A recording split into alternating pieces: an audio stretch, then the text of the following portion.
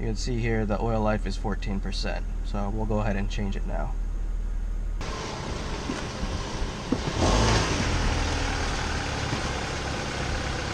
We'll go ahead and check the oil level before we get started for a couple of reasons. I like to see how dirty the oil is before and after, and also we'll see if it's using any oil by checking the current level. We'll take out our dipstick, wipe that off. We'll go back in again, make sure it's all the way down, pull it back out, and you can see it is a little bit low. This truck has 65,000 miles on it, so we'll keep an eye on that and see if it's using any oil. I said you could change your oil for less than 20 bucks, and this is how. This is a good brand. I always use Valvoline in both of my vehicles. Make sure you have the correct weight. That's in your owner's manual. It should also be on your oil cap. But since we're approaching high mileage, it says for over 75,000. We're at 65 right now, so I'm going to go ahead and start using this high mileage blend. But this Valvoline Max Life high mileage is $17.50 at Walmart. So you're at $17.50. Now these filters at Walmart run around $4 each. You'll notice that this one is different though. This is a white box. The one that you get from Walmart is an orange box. It runs about $3.75 to $4, sometimes a little bit more. It's the FP3614. This one I got from Rock Auto. I bought 6 of them at one time. You don't have to buy them in bulk, but this is only $1.60, so less than $2 for this filter. This is the one that they use at all of your high capacity oil change places like Jiffy Lube and stuff. It's like the commercial quality. So technically it's the same quality and same parameters and everything as your orange ones that you buy at Walmart, but it's for commercial use, meaning dealerships and stuff like that. And there's literally no difference except it's white. I mean, you can see it's the exact same filter for $1.60, so almost a third of the price of what you're going to pay at Walmart. So yeah, you have to pay shipping, but if you're ordering these 6 or 8 at a time, it kind of makes more sense to buy them like this. I was buying some brake pads and other stuff anyway, so why not grab 6 of these? I have a 2014 Ford Fusion, and I have a 2012 Ford Escape. They both have the exact same engine, and they both take the exact same filter, so I'm going to be buying them in bulk. The Ford Escape doesn't get driven as much, so I usually change it 2 or 3 times a year, whereas my Ford Fusion, I'm changing that 5 or 6 times a year. So buying 10 of these a year at $1.60 a pop, no biggie.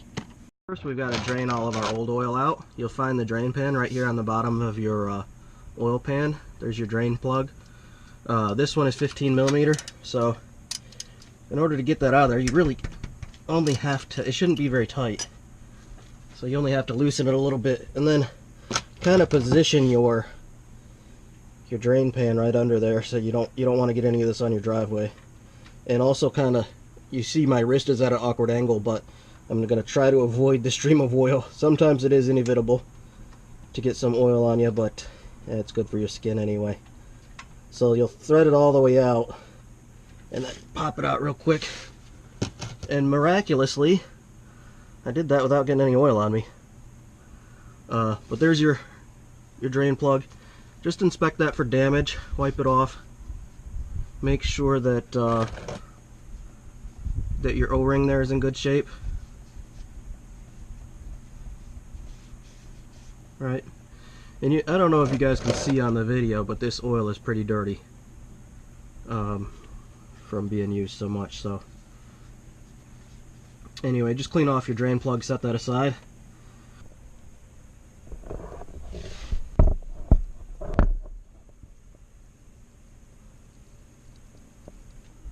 Alright, while that's draining, what I'm going to do, I'm going to pull, this is a nice long oil pan, I like that because I'm going to pull the oil pan up so that I can also catch the drainage from the oil filter. And you can see here I'm using the Walmart, the orange Fram, that $4 one. So we're going to pull that out, And it shouldn't be very tight either. Some people use the oil filter wrench. I say, if you're using that oil filter wrench, you are putting it way too tight. You shouldn't need that to take it off. You can see I just loosened it by hand. And I'll show you when I put the new one back on how tight I put it. I've never had an oil filter leak, and I've been changing my own oil for years now. I've never had one leak. So you don't need to crank down on it and put it way tight.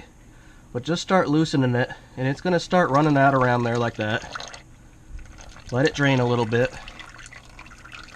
Now this is the tricky part. What you want to do is rotate it down,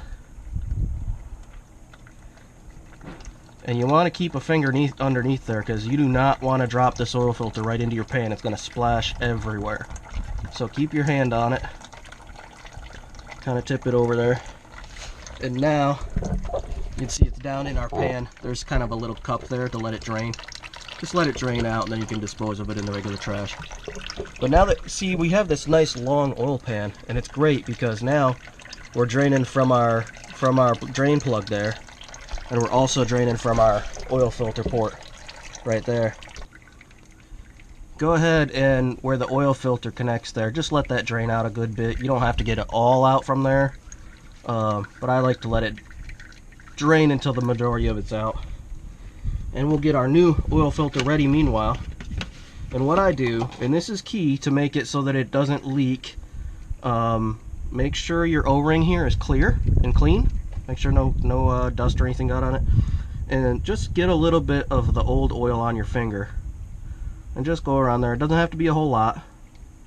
Just get it a little bit of oil on there. And that helps it when you put it back on to not bind up or anything. Okay.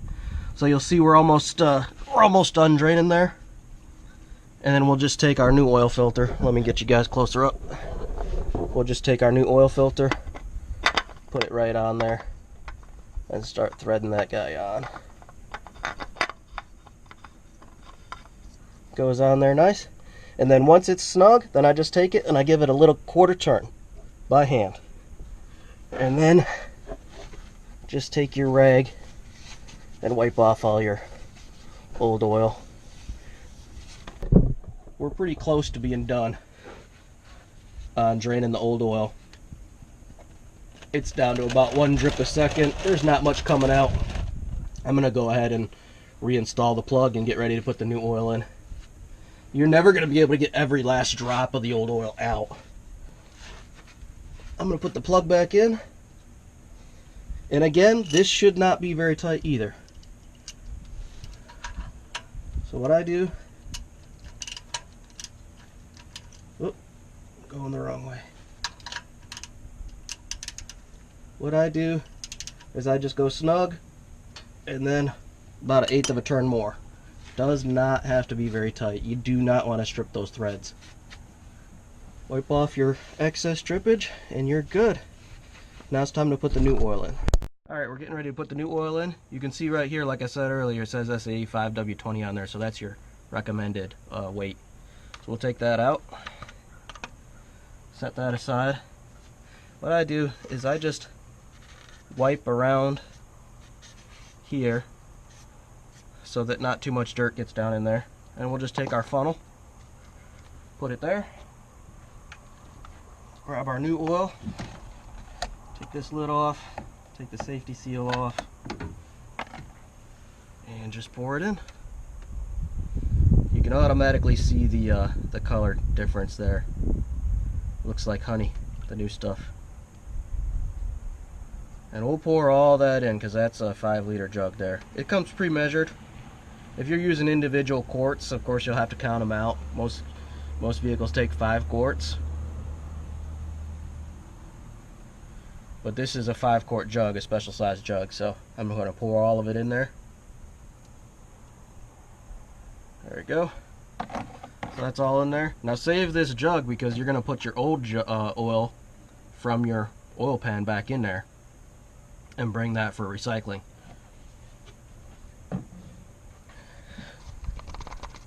So we got the new oil in there. Take our filter out. Got the new oil in there. Take our funnel out. Clean off your old cap a little bit there and put it back in there. just like so. So now we'll start it up and we'll run it for a couple of minutes, and then we'll check our oil filter, oil fill line again. So let's go start it up.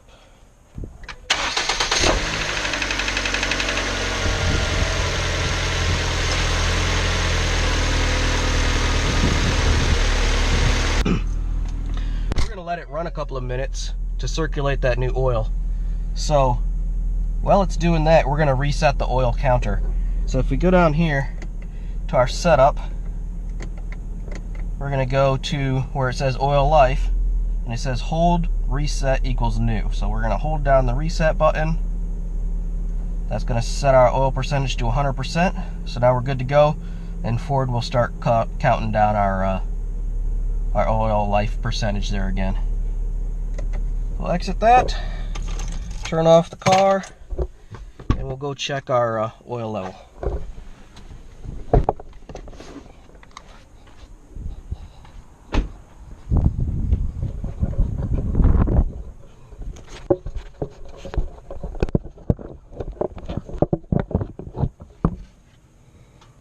So here we are back at our dipstick.